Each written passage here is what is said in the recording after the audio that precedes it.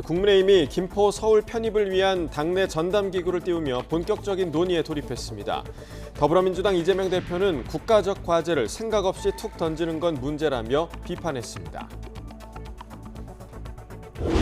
아시아나항공이 화물사업 매각을 결정하면서 대한항공과의 합병 과정에서 중대 고비를 넘겼습니다. 대한항공은 인수 절차를 서두르겠다는 계획이지만 노조 반대와 고용 유지 등 과제가 남아 있습니다. 고금리 장기화에도 은행권이 호실적을 거두면서 은행 횡재세 논란이 수면 위로 떠올랐습니다. 금융당국은 도입 논의에 선을 긋고 있지만 은행의 고통 분담이 필요하다는 데는 공감한다는 입장입니다. 사기 의혹으로 체포된 전청조 씨의 구속 여부가 이르면 오늘 밤 결정됩니다. 현재까지 파악된 피해자만 15명, 금액은 19억 원에 이릅니다. 이스라엘이 가자지구 난민촌에 또다시 공습을 가해 많은 사상자가 발생했습니다. 이스라엘은 아직 절반의 병력도 투입하지 않았다며 지상전 확대 가능성을 시사했습니다. 어제 11월 기온으로 역대 최고를 기록한 날씨는 오늘부터 비가 내리면서 차차 예년 기온을 찾을 것으로 보입니다. 비가 그친 뒤 다음 주 초반에는 초겨울 추위가 찾아옵니다. 시청자 여러분 안녕하십니까? 굿모닝 YTN 2부 시작합니다. 내년 총선을 5개월여 앞두고 경기 김포시의 서울특별시 편입이란 이슈를 띄운 국민의힘이 당내 전담기구를 만들고 본격적인 논의에 착수했습니다. 다른 서울 인접도시도 주민이 원하면 적극 검토하겠다며 추진 의사를 분명히 했습니다. 보도에 권남기 기자입니다. 국민의힘이 경기 김포시의 서울시 편입 문제를 전담할 당 차원의 특별기구를 꾸렸습니다. 토목공학 박사 출신인 오선 중진 조경태 의원을 위원장에 앉혔습니다. 국민들 관심이 굉장히 커졌기 때문에 선수도 비중 있게 높였고 토목공학 박사 출신의 전문적인 지식도 가지고 있고 지역 주민 등의 관심이 큰 만큼 무게감 있는 인사를 임명했다는 게 당의 설명입니다. 수도권 선거용 아니냐는 야권의 비판을 의식해 부산을 지역구로 둔 조 의원을 선임했다는 해석도 나왔습니다. 특위는 앞으로 김포시의 서울 편입을 위한 특별법 발의와 입법 절차 등을 집중적으로 논의할 것으로 보입니다. 주민 여론과 전문가 의견을 수렴하는 절차도 밟을 것으로 예상됩니다. 여당 지도부는 이번 이슈를 김포에 국한하지 않고 서울과 가까운 다른 경기 지역 도시로 확산하려는 분위기입니다. 김기현 대표 역시 굳이 이런 분석을 부인하진 않았습니다. 서울 인근의 김포와 유사한 도시에서도 주민들이 뜻을 모아 오시면 우리 당은 적극 검토하도록 할 예정입니다. 서울 편입을 원하는 경기 지역 민심이 적잖다고 보고 고삐를 더 조이는 건데 민주당을 향해 압박 수위를 높이는 것도 같은 맥락입니다. 역술인 배우설까지 제기하는데 질 낮은 루머 논쟁으로 낭비할 생각인지 안타까울 뿐이며 이는 또한 김포 시민에 대한 모욕이기도 합니다. 집권 여당의 강한 의지에도 불구하고 과반 의석을 점한 민주당의 협조 없이는 김포시의 서울 편입을 성사시키는 건 어렵습니다. 하지만 국민의힘 내부에선 불발의 책임을 제1야당에 돌릴 수 있는 만큼 내년 총선 때까지 이번 사안을 끌고 가겠다는 기류도 읽힙니다. YTN 권남기입니다. 국민의힘이 당내 전담기구까지 띄우며 김포시의 서울 편입론에 힘을 싣자 민주당 이재명 대표는 국가적 과제를 생각 없이 툭 던지는 건 문제라고 강하게 비판했습니다. 당 차원에선 김포 시민이 실제 어려움을 겪는 건 서울로 출퇴근하는 교통 문제라며 지하철 5호선 연장 카드를 꺼내들었습니다. 박기환 기자가 보도합니다. 집권 여당의 김포시 서울 편입론에 공식 반응을 자제하던 민주당 이재명 대표가 작심 비판을 쏟아냈습니다. 주 69시간 근로제 등 논란이 됐던 사안을 거론하며 국가적 과제에 대한 신중한 접근을 요구했습니다. 이 중대한 국가적 과제를 가지고 아무 생각 없이 툭 던졌다가 쉽지가 않겠네라고 하니까 그냥 슬그머니 모른 척하는 이런 방식의 국정운영은 정말로 문제다. 제대로 된 준비 없이 주요 정책을 밀어붙일 경우 그 피해는 고스란히 국민 몫이라는 취지인데 소속 의원들도 힘을 보탰습니다. 총선을 앞두고 국민의힘이 서울 확장론을 들고 나온 건 수도권과 지방을 갈라치기 하려는 의도라는 겁니다. 지방 소멸이 우려되는 시기에 더 중요한 건 서울 집중이 아니라 부울경 메가시티 등 지역 균형 발전이라고 목소리를 높였습니다. 메가시티 논의가 필요한 곳은 모든 것을 블랙홀처럼 빨아들이고 있는 서울이 아닙니다. 이제 서울 외 지역 발전은 안중에도 없단 말입니까? 여당이 화력을 집중하는 김포 지역 현안에 대해서도 다른 해법을 내놨습니다. 김포 시민들이 진정 원하는 건 현실성 없는 서울 편입이 아니라 지하철 5호선 연장이라며 여권을 향해 날을 세웠습니다. 김포 주민들께서 매우 어려움을 겪고 있는 것은 교통 문제입니다. 현실성 없는 행정구역 개편 논의보다는 실질적으로 고통을 받고 있는 5호선 연장 문제를 시급히 처리하기 위해서 예타 면제와 민주당은 김포시의 서울 편입에 대해 명확한 찬반 입장을 밝히라는 여당의 요구에는 노란할 생각이 없다며 직접 대응을 자제했습니다. 그만큼 이번 이슈가 수도권 민심에 상당한 영향을 미칠 수 있다고 보고 여론의 추이를 주시하는 분위기입니다. YTN 박견입니다. 서울시 편입을 추진하는 경기도 김포시가 주민 1,000명을 대상으로 대면 여론조사를 진행합니다. 김포시는 전문업체에 의뢰해 이달 말 여론조사를 진행할 계획이라고 밝혔습니다. 시는 주민들에게 서울 편입을 희망하는지 물을 예정이며 현재 구체적인 설문 문항을 검토하고 있습니다. 시는 유선 전화로 설문하면 지역 구분이 어렵고 무응답 확률도 높다는 점을 고려해 직접 대면 방식으로 조사를 진행하기로 했습니다. 아시아나항공이 대한항공과의 기업 결합의 중대 사안으로 떠오른 화물 사업 매각을 결정했습니다. 아시아나항공은 어제 이사회를 열고 대한항공과의 기업 결합을 심사하는 유럽연합 집행위원회에 대한항공이 제출할 시정조치안에 동의하기로 결정했습니다. 시정조치안의 핵심은 기업 결합 이후 화물 사업 매각으로 이사회에 참석한 이사 5명 가운데 찬성 3명, 불참 1명, 기권 1명으로 안건을 가결 처리했습니다. 이에 따라 향후 국내 LCC, 즉 저비용 항공사 4곳이 화물 사업을 인수할 1차 후보군으로 떠올랐습니다. 인수 가능성이 거론되는 LCC는 이스타항공과 티웨이항공, 에어인천, 에어프레미아로 이들 LCC 4곳은 아직 공식 입장을 내놓지 않고 있습니다. 다만 아시아나와 LCC 간 화물 사업 체급차가 너무 커서 현실적으로 인수가 어려울 거란 비관론도 제기되고 있습니다. 고금리 장기화에도 은행권이 나홀로 호실적을 거두면서 은행 횡재세 논란이 또 한 번 수면 위로 떠올랐습니다. 일단 금융당국은 도입 논의에 선을 긋고 있지만 은행의 고통 분담이 필요하다는 데는 어느 정도 공감한다는 입장입니다. 엄윤주 기자가 보도합니다. 한동안 잠잠했던 은행 횡재세 논의에 다시 불을 지핀 건 윤석열 대통령의 발언 때문입니다. 죽도록 일해서 번 돈을 고스란히 대출 원리금 상환에 갖다 바치는 현실에 마치 은행의 종노릇을 하는 것 같다며 깊은 한숨을 쉬셨습니다. 이어 이틀 뒤엔 은행이 과점 체계를 이용해 갑질을 많이 한다고 거듭 날을 세웠습니다. 우리나라 은행들은 갑질을 많이 합니다. 그건 왜 그러냐면 그만큼 우리나라의 은행 과점 상태, 이것도 일종의 독과점이에요. 지난 2월 예대금리 차로 인한 은행의 이자 장사를 겨냥하며 내놨던 표현보다 수위가 한층 더 세졌습니다. 고금리, 고유가, 고물가 속에 서민들의 시름은 깊어만 가는데 은행권 홀로 호실적을 거둔 걸 또 한 번 지적한 겁니다. 실제로 3분기 5대 시중은행의 누적 이자 수익은 30조 원을 넘어섰고 5대 은행 임직원의 지난해 1인당 평균 연봉이 1억 원을 넘는 것으로 나타났습니다. 은행의 초과 이익을 세금으로 도로 걷어들이자는 횡재세 도입 목소리가 커지는 이유입니다. 국회에서도 이미 관련 법안이 발의된 상태입니다. 하지만 금융당국은 정부 차원에서 구체적인 방안이 검토된 적이 아직 없다고 선을 긋고 있습니다. 어떤 방법이 좋으냐는 여러 가지 고려를 해서 우리나라 특성에 맞게끔 하겠다는 그 원칙 하에서 보고 있고요. 다만 은행권의 초과 이익 환수 필요성엔 어느 정도 공감한다는 입장입니다. 상당히 높은 수준의 이익과 관련된 그리고 그 과정에서 여러 차주들 내지는 국민들이 고통받고 있다는 그 지점에 대한 의원님 지적도 저희도 잘 인식을 하고 있고 그동안 금융당국의 상생금융 기조에 발맞춰온 은행 입장에선 적잖이 당황스럽다는 분위기입니다. 은행권은 대출금리 인하를 비롯한 상생금융 노력과 함께 지난해 기준으로 1조 2천억 규모의 사회 공헌 활동을 했습니다. 법인세에 추가로 횡재세를 부과하는 것은 과도한 측면이 있습니다.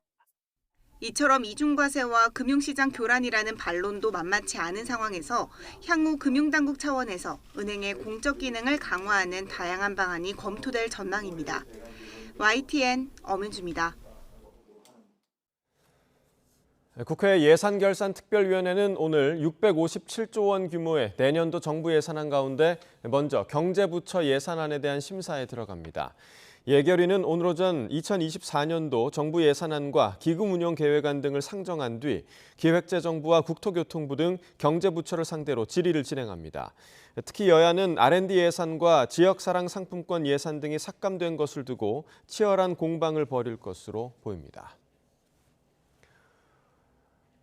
정부가 본격적인 김장철을 맞아 소비자들의 물가 부담을 덜기 위해 배추와 소금 등 주요 김장 재료 공급을 늘리기로 했습니다. 또 역대 최대 규모인 예산 245억 원을 풀어 대형마트 등의 대규모 할인 지원에도 나설 방침입니다. 황보혜경 기자가 보도합니다. 김장철을 맞아 장을 보러 나온 손님들. 껑충 뛴 채소 가격에 발걸음이 무겁습니다. 김장을 한 50포기 할 건데 생강이랑 파랑 그런 각 같은 종류가 많이 올라서 약간의 부담이 되는 것 같아요. 작년보다 한 거의 50% 오른 것 같아요. 생강 그런 거는. 예. 한국농촌경제연구원 조사 결과 올해 집에서 직접 김치를 담그겠다는 비율은 10명 가운데 6명꼴. 문제는 고물가 속 덩달아 오르는 농산물 가격입니다. 이번 달 배추 도매 가격은 지난해보다 44%, 대파는 50% 가까이 비싸질 것으로 예측됩니다. 김장 물가 부담이 커지면서 정부가 배추와 소금 등 주요 재료들의 공급을 확대하기로 했습니다. 먼저 연말까지 배추와 무, 고춧가루 등 농산물의 정부 비축 물량을 11,000톤 방출하기로 했습니다. 또 천일염 10,000톤을 시장 가격의 3분의 1 수준으로 할인해 전통시장과 마트에 공급하기로 했습니다. 농수산물 할인 지원 예산 245억 원도 투입해 대형마트 등의 공급 가격을 낮춘다는 계획입니다.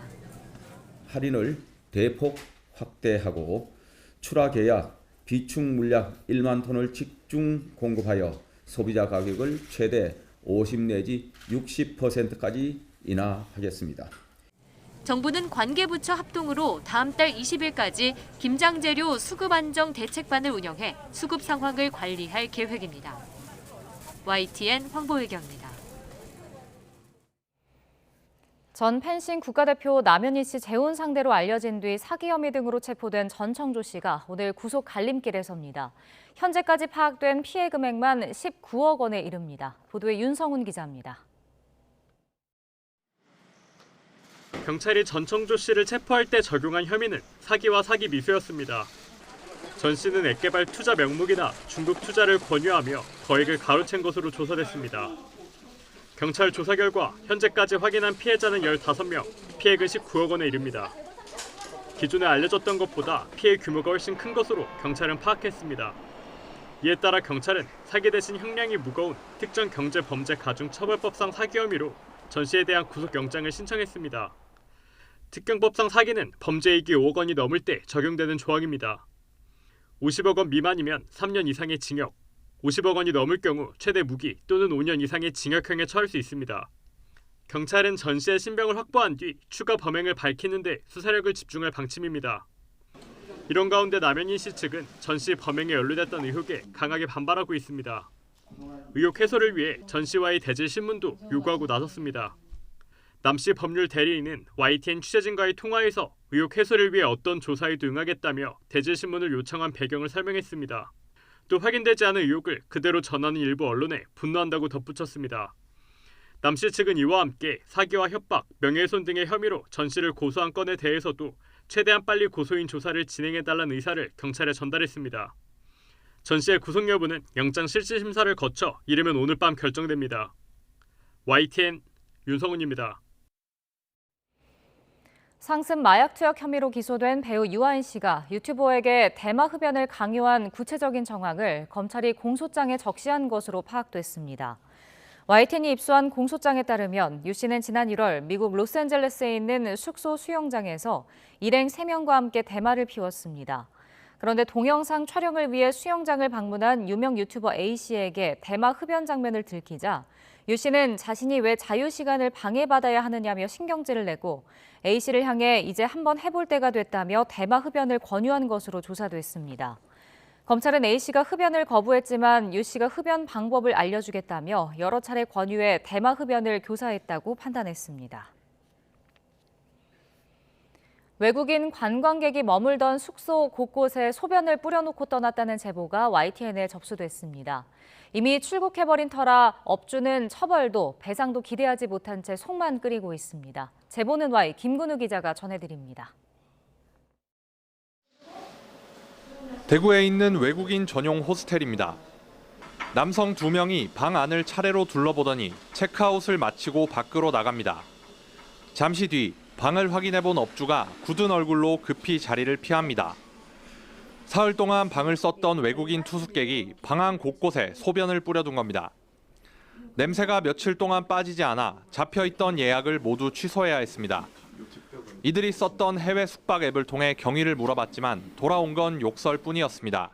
너무 수치스럽죠. 이제 인간으로서 어떻게 방을 이렇게 해놓고 뒤에 저를 어떻게 생각하고 저희 방에다 이런 짓을 하고 갔나.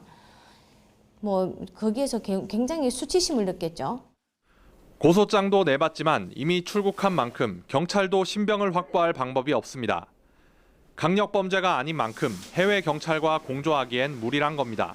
여기에 지금 신병이 없을 거 아닙니까? 없으면 조사가 안 되지 않습니까? 그러면은 일단 그걸 갖다가 재입국 시에 통보해달라고 그런 조치를 취할 수 있다 그래요. 결국 처벌도 보상도 기대하기 어려운 막막한 상황. 코로나19가 가라앉으면서 관광 산업이 활기를 띠고 있지만 비슷한 소가리를 하는 업주들이 많습니다.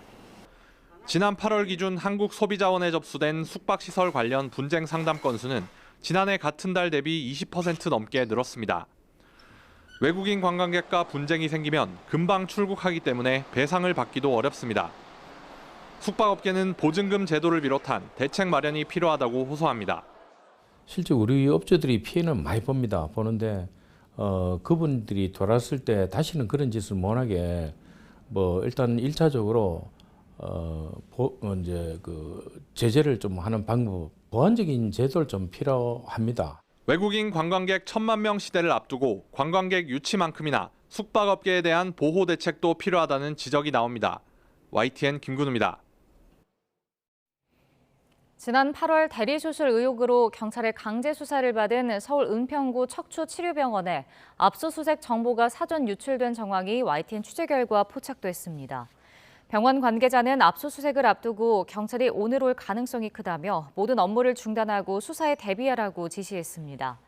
또 자료를 준비해둔 것처럼 내어주면 의심을 받을 수 있으니 전혀 몰랐던 것처럼 하라고 주문한 것으로 알려졌습니다.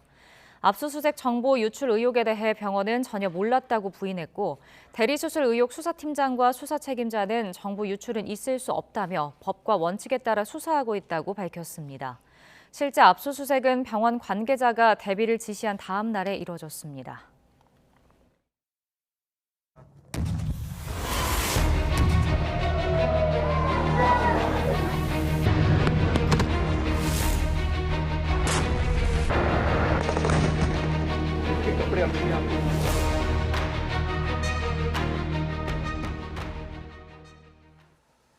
팔레스타인 가자지구 난민촌 폭격으로 국제사회 비난을 받고 있는 이스라엘이 또 난민촌에 공습을 가해 많은 사상자가 발생했습니다. 이스라엘은 아직 절반의 병력도 투입하지 않았다며 지상전 확대 가능성을 시사했습니다. 황보연 기자가 보도합니다. 처참하게 파괴된 건물 주변으로 빼곡하게 모인 사람들. 무너진 콘크리트 더미를 들추며 깔린 사람들을 구조하고 있습니다. 팔레스타인 피난민이 모여있는 가자 북부 자발리아 난민촌 학교 부근이 공격을 당했습니다. 이스라엘이 자발리아 난민촌을 공격한 것은 지난달 31일부터 연이어 사흘째입니다.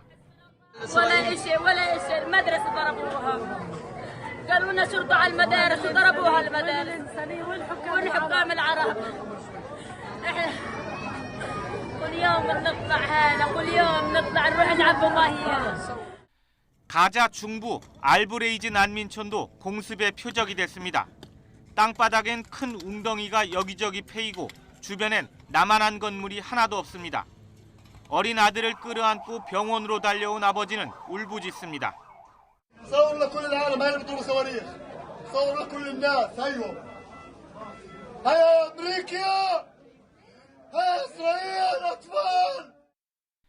이스라엘은 이번 공습으로 하마스 군사 지도자 여러 명을 사살했다고 밝혔지만 40명이 넘는 민간인도 숨진 것으로 전해졌습니다.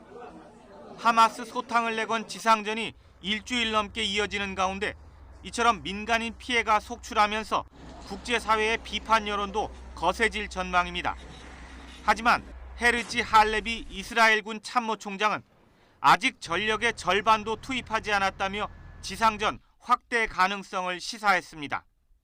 אנחנו ממשיכים להעצים את הפעילות ולהתקדם על פי התוכנית והיעדים שהצבנו לעצמנו.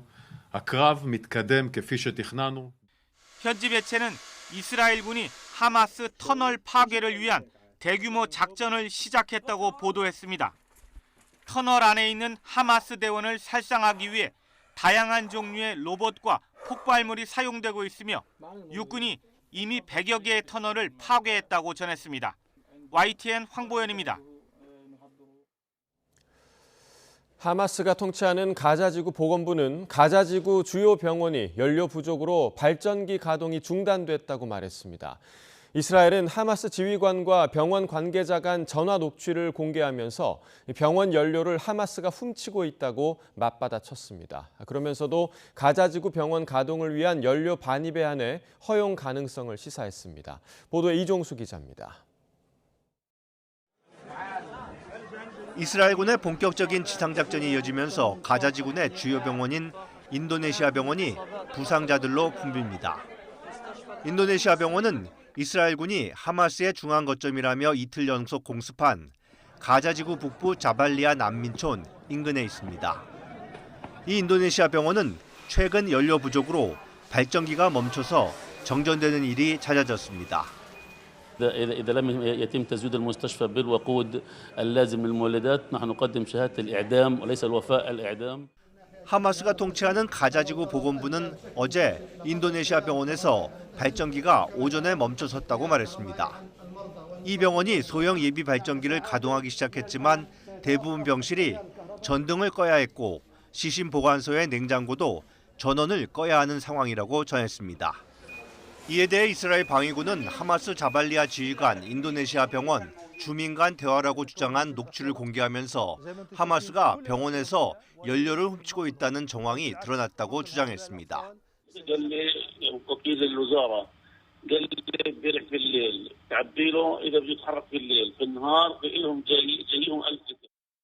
이스라엘군은 하마스가 병원 연료를 군사용으로 전용한다며 일찌감치 가자지구에 연료 반입을 불허하고 있습니다. 그런데 이스라엘군 참모총장이 가자지구 병원의 연료가 고갈될 경우 병원 가동을 위한 연료 반입 허용 용의를 밝혔습니다. אנחנו נראה מתי היום הזה דלק יועבר עם פיקוח לבתי החולים, נעשה הכל. 할레비 총장은 연료가 하마스의 손에 넘어가지 않도록 필요한 모든 조처를 할 것이라고 거듭 강조했습니다. YTN 이종수입니다. 우크라이나가 지난 24시간 동안 100곳이 넘는 정착촌에서 러시아의 포격을 받았다고 밝혔습니다. 이는 올해 들어 최대 규모의 공습으로 최근 이스라엘과 하마스 사이 전쟁에 국제사회 이목이 쏠린 것을 틈타 군사적 움직임에 나선 것이 아니냐는 분석이 나옵니다. 클리멘코 우크라이나 내무장관은 텔레그램 채널을 통해 성명을 내고 낮 동안 적군이 10개 지역의 118개 마을을 포격했다며 이는 올해 들어 가장 큰 피해라고 말했습니다. 북한이 러시아의 포탄뿐만 아니라 단거리 탄도미사일도 지원한 정황이 있다고 군 당국이 밝혔습니다. 북한은 지난해 중순부터 러시아의 무기를 지원하기 시작했는데 올해 북러 정상회담을 전후로 지원 횟수가 급격하게 늘어난 것으로 나타났습니다. 김문경 기자의 보도입니다. 지난달 중순 미국 백악관이 공개한 위성 사진입니다. 컨테이너 1000개 분량의 탄약과 군사 장비가 북한에서 러시아까지 이동하는 과정을 포착했다는 겁니다. We condemn the DPRK for providing Russia with this military equipment, which will be used to attack Ukrainian cities, kill Ukrainian civilians, and further Russia's illegitimate war. 최근 공개된 컨테이너 숫자는 2배 정도 늘었습니다. 우리 군이 지금까지 북한이 러시아로 보낸 컨테이너를 2천여 개로 추산했는데 122mm 방사포탄과 152mm 자주포탄은 물론 방사포와 야포, 소총, 기관총, 휴대용 대공미사일 등이 실려 있을 가능성이 있다고 밝혔습니다.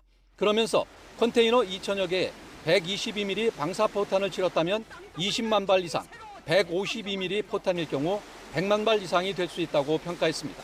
또 포탄이 아닌 북한의 최신 단거리 탄도미사일도 러시아로 보내졌을 가능성에 무게를 뒀습니다. 북한과 러시아의 군사 협력 관련해서 유관기관 및 한미 정보 당국이 추적 감시하고 있으며 북한 포탄은 대략 100만 발 분량이 지원되었다는 평가를 공유해 오고 있었습니다. 군 당국은 북한의 러시아 지원 정황은 지난해 중순부터 식별됐다며 간간히 이루어지던 무기 거래는 북러 정상회담 직전인 지난 8월부터 활발해졌다고 밝혔습니다. 이어 북한이 무기 지원 대가로 위성과 핵 관련 기술, 방공 시스템 등을 러시아로부터 지원받으려 할 것으로 전망했습니다. 군과 외교 당국은 러시아와 북한의 무기 거래 등은 유엔 안보리 결의의 명백한 위반이라며 즉각 중단할 것을 촉구했습니다. YTN 김문경입니다. 올해 북한의 대중국 위스키와 와인 수입액이 사상 최대치로 나타났습니다. 미국의 소리방송 VOA는 중국 세관 당국인 해관총서 자료를 인용해 북한이 올해 9월까지 중국으로부터 수입한 위스키는 287만 달러어치, 와인은 231만 달러어치에 해당한다며 이같이 밝혔습니다. VOA는 북한 일반 주민들은 식량난에 시달리는데 일부 특권층의 사치품 소비를 위해 재원이 낭비되고 있다고 지적했습니다. 프로야구 플레이오프 3차전에서 KT가 NC를 꺾고 2연패 뒤 반격의 첫 승을 신고했습니다. 배정대와 문사영청이 홈런포를 공격을 이끌었고 마운드에선 고영표가 6이닝 무실점으로 호투해 팀을 벼랑 끝에서 구해냈습니다. 김상익 기자가 보도합니다. 홈에서의 2연패의 부담을 안고 적지에 뛰어든 KT. 2회 초 배정대가 반격의 신호탄을 쏘아 올렸습니다. 테너에 떨어지는 변화구를 받아쳐 왼쪽 담장을 넘기는 투런 홈런을 만들어냈습니다. KT는 양팀 추가 득점 없이 2대0으로 불안하게 앞서던 7회에는 문상철이 쐐기 솔로포를 터뜨리면서 3대0으로 승리해 벼랑 끝 탈출에 성공했습니다. 힘이 그렇게 잘 실리진 않았는데 이제 NC 구장이 조금 타 구장보다 조금 잘 나가는 약간 그런 경향이 있어서 그 덕분에 넘어간 것 같습니다. 마운드에서는 토종 잠수함 에이스 고영표의 송곳 피칭이 눈부셨습니다. 고영표는 스트라이크 존 구석구석을 찌르는 특유의 제구력으로 삼진 5개를 곁들이면서 6이닝 동안 무실점으로 NC 타선을 꽁꽁 묶어 3차전 MVP에 선정됐습니다. 팬 여러분들에게 좀 실망스러운 모습을 보여드리고 싶지 않았습니다. 그래서 좀 더 집중했고 또 무엇보다 오늘 제 아들 생일이기 때문에 좋은 피칭하고 싶었습니다. 자, 열정적으로 응원해 주셔서 저희 선수 힘내서 오늘 좋은 승리했습니다. 내일도 꼭 좋은 승리할 수 있도록 팬들께 보답할 수 있도록 잘하겠습니다. NC는 선발 테너가 6이닝 2실점으로 호투했지만 방망이가 침묵하면서 올 시즌 거침없이 달려온 포스트 시즌 연승 행진을 6연승에서 마감했습니다. NC와 KT는 각각 송명기와 쿠에바스를 선발로 내세워 오늘 저녁 같은 장소에서 4차전 경기를 치릅니다. YTN 김사익입니다.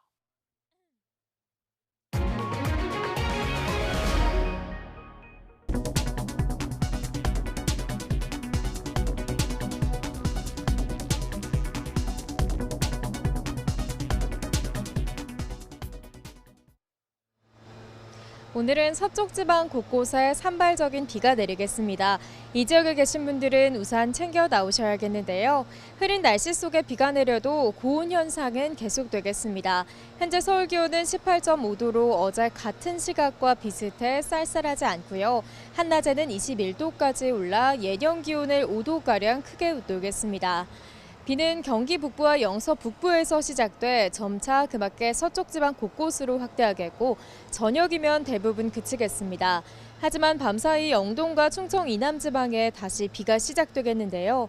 내일까지 예상되는 비의 양은 5에서 많게는 50mm가 되겠고 곳에 따라 벼락과 돌풍이 동반되겠습니다. 특히 오늘 오전부터 낮 사이 경기 북동부와 강원 영서에는 쌀아구박이 떨어질 가능성도 있으니까요. 시설물 관리와 안전사고에 각별히 유의해 주시기 바랍니다.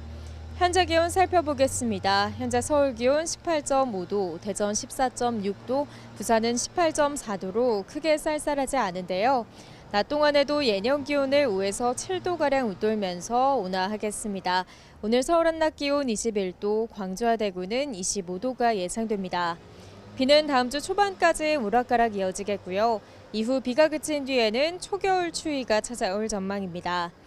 비구름 뒤로 중국발 스모그가 유입되면서 오늘 밤부터 수도권 지역은 공기가 다소 탁해질 수 있겠습니다. 호흡기 건강 관리에도 신경 써주시기 바랍니다. 지금까지 서울 상암동 야외 스튜디오에서 YTN 윤수빈입니다.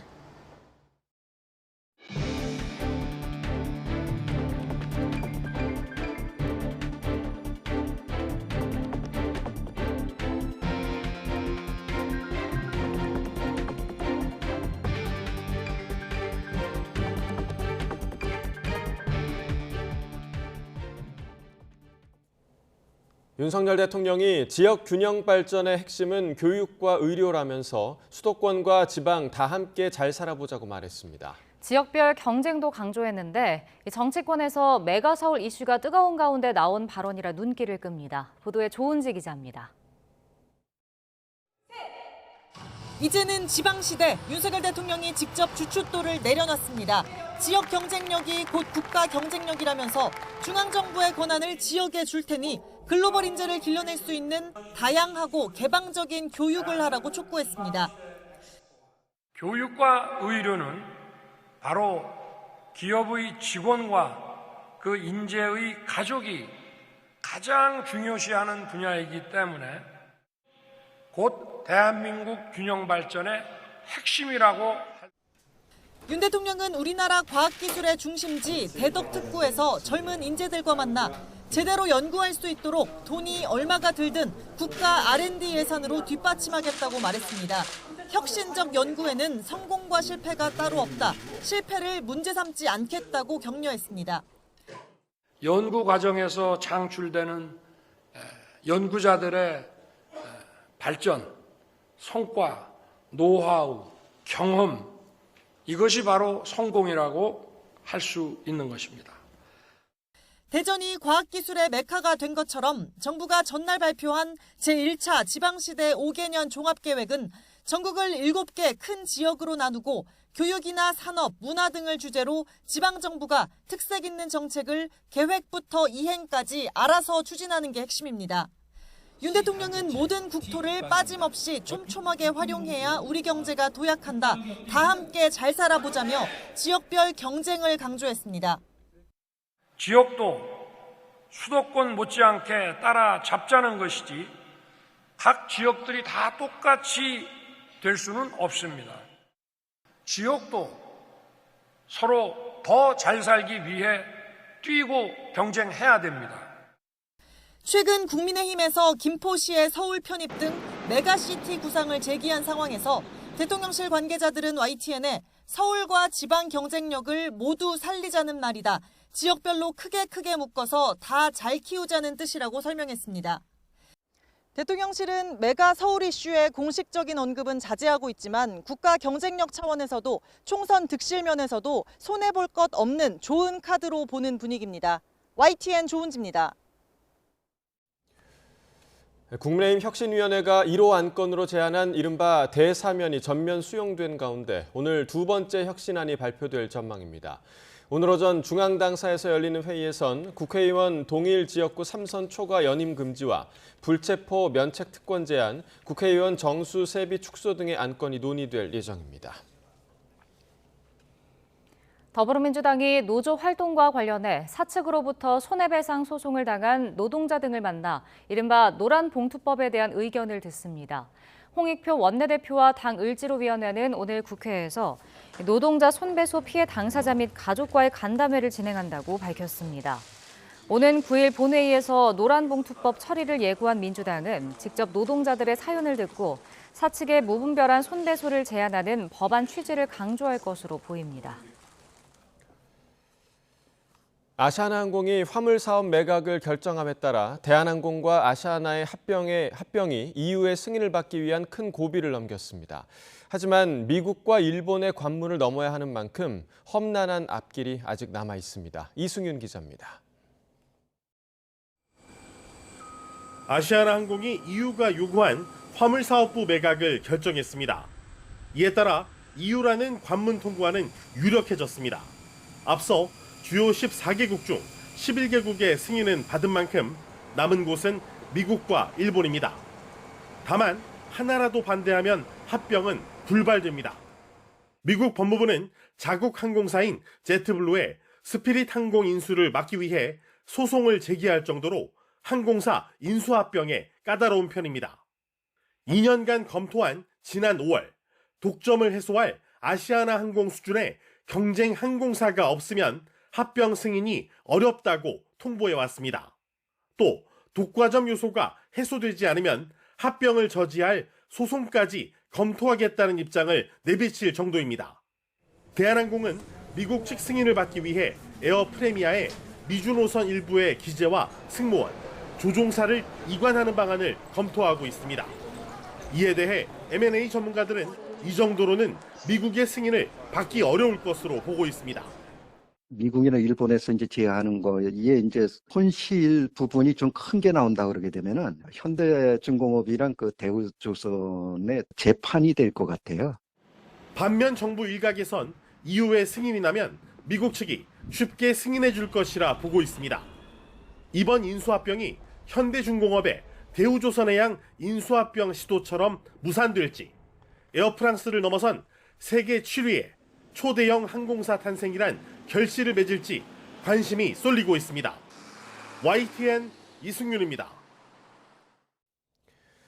국토교통부가 UAM, 즉 도심항공교통의 민관 합동 실증 사업인 KUAM 그랜드 챌린지의 첫 비행 시연 행사를 오늘 전남 고흥 실증단지에서 개최합니다. KUAM 그랜드 챌린지는 오는 2025년 UAM 상용화를 목표로 분야별 기관, 기업이 참여해 안전성과 통합 운용성 등을 검증하는 대규모 실증 사업입니다. 오늘 시연 행사에서는 국내 기술로 연구 개발되어 온 기체와 버티포트, 즉 수직 이착륙장, 교통관리 시스템 등 UAM 구성 요소가 유기적이고 안전하게 작동하는 모습이 처음으로 공개됩니다.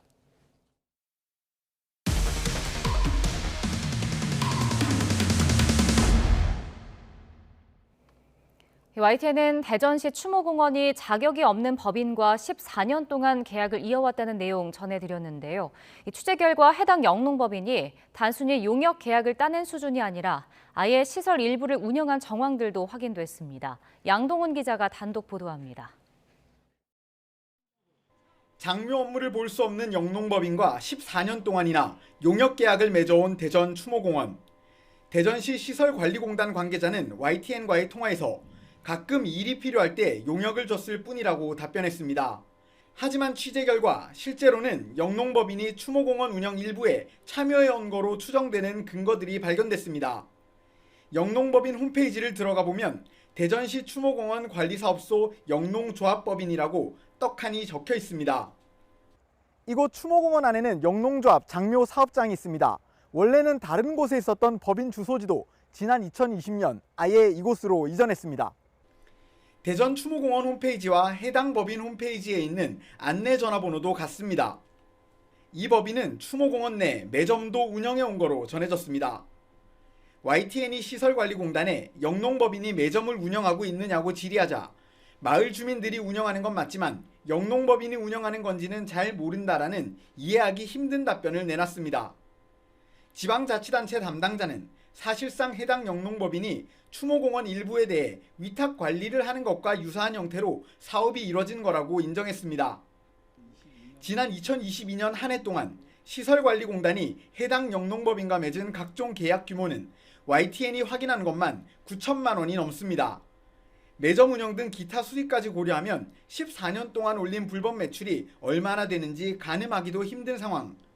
제보자는 법인을 해산하는 것에서 멈추지 말고 다른 문제는 없었는지도 더 철저하게 확인해야 한다고 강조했습니다.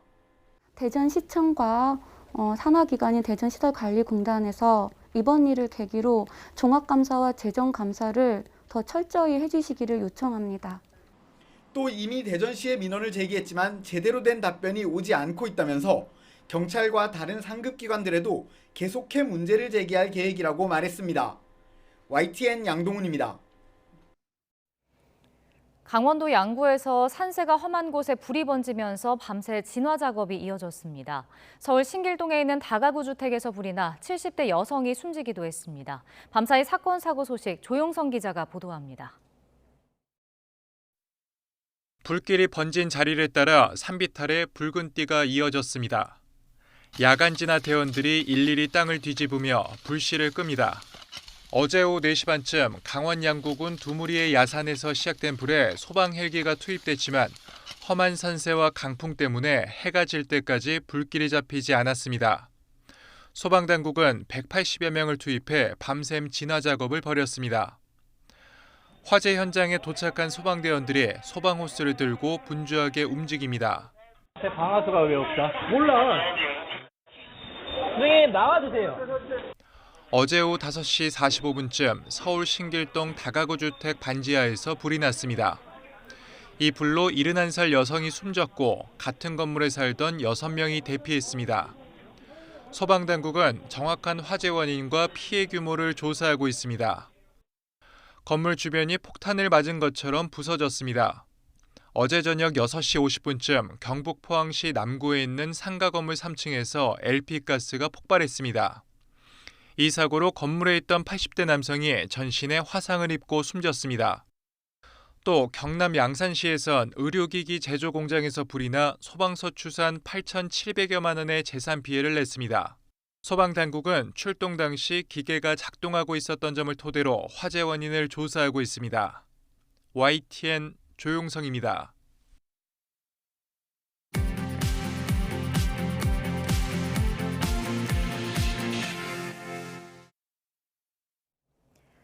이 시각 세계는입니다.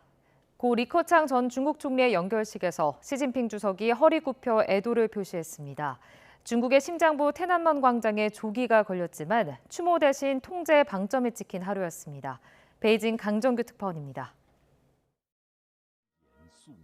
고 리커창 전 중국 총리가 생전처럼 안경을 쓴 채 눈을 감고 누워 있습니다. 가장 먼저 시진핑 주석이 펑리 위안 여사와 함께 허리 굽혀 애도를 표시합니다. 후계자 시절 경쟁자이자 미스터 쓴소리로 통했던 고인을 둘러보는 표정에 만감이 교차합니다. 당 수뇌부를 비롯한 간부들이 줄지어 조문했습니다. 일찍이 리커창을 후계자로 뽑았던 후진타오 전 국가주석은 추모 화환만 보냈습니다. 李克强同志的遗体2日在北京八宝山革命公墓火化。 묘역 밖에는 직접 참배하지 못한 서민들이 고인의 마지막 길을 배웅하기 위해 몰려들었습니다.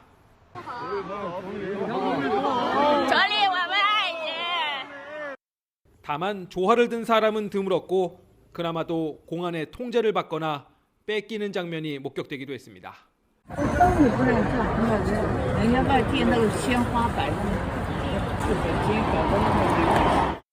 YTN 취재진도 불심 검문에 걸려 스마트폰 영상 대부분을 삭제당했습니다.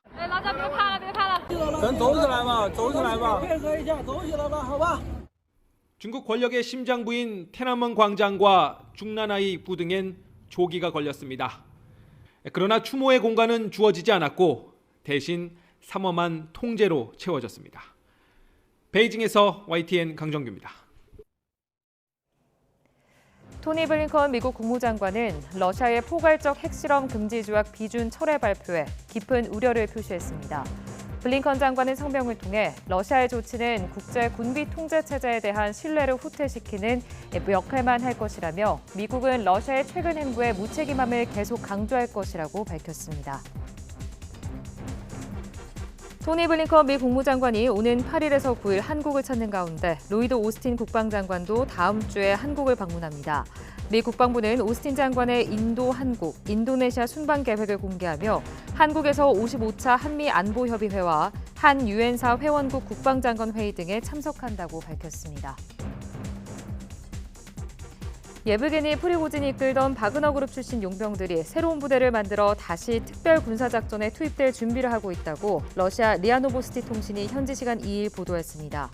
리아 노보스티 통신은 호출보호가 011인 한 장교는 바그너 그룹 출신 용병들이 아흐마트 특수부대 소속 카메르툰 부대를 창설했으며 현재 특별 군사작전 구역에 도착해 훈련하고 있다고 밝혔습니다. 일본 원자력 규제위원회가 지난달 25일 후쿠시마 제1원전 청소 작업 도중 작업자가 방사성 물질이 포함된 액체를 뒤집어 쓴 사고와 관련해 원전 운영사인 도쿄전력의 운전 관리가 부주의했다고 지적했습니다. 야마나카 신스케 원자력 규제위원장은 기자회견에서 이같이 밝힌 뒤 도쿄전력의 상세한 사고 경위와 작업자 피폭량을 보고하라고 요구했습니다. 대서양에서 발달한 폭풍 시아란이 서유럽 일대를 강타하면서 각국에서 피해가 속출했습니다. 프랑스 기상청에 따르면 중심기압 953헥토파스칼의 시아란 영향으로 대서양에 면한 브르타뉴와 노르망디 지역에 강한 돌풍이 불었습니다. 강한 바람에 나무들이 송전선이나 철탑 위로 쓰러지면서 일대 120만 가구의 전기 공급이 중단됐습니다. 지금까지 이 시각 세계는이었습니다. 재개발 문제에 불만을 품고 재개발 조합 사무실에서 흉기를 휘두른 남성이 경찰에 붙잡혔습니다. 서울 노원경찰서는 살인미수 혐의로 80대 남성 A씨를 현행범으로 체포해 조사하고 있습니다. A씨는 어제 오후 3시 10분쯤 서울 월계동에 있는 재개발 조합 사무실에 찾아가 60대 남성 직원을 흉기로 찔러 다치게 한 혐의를 받습니다. 피해자는 옆구리에 흉기를 찔려 다쳤지만 생명에는 지장이 없는 것으로 파악됐습니다. 국내 7대 종교가 참여하는 사단법인 한국종교지도자협의회가 이태원 참사 발생 1주기 성명을 내고 이런 고통과 비극이 다시 발생하지 않기 위해서는 제도적 안전장치를 마련하고 국가의 재난관리 역량을 근본적으로 강화, 개선해야 한다고 밝혔습니다.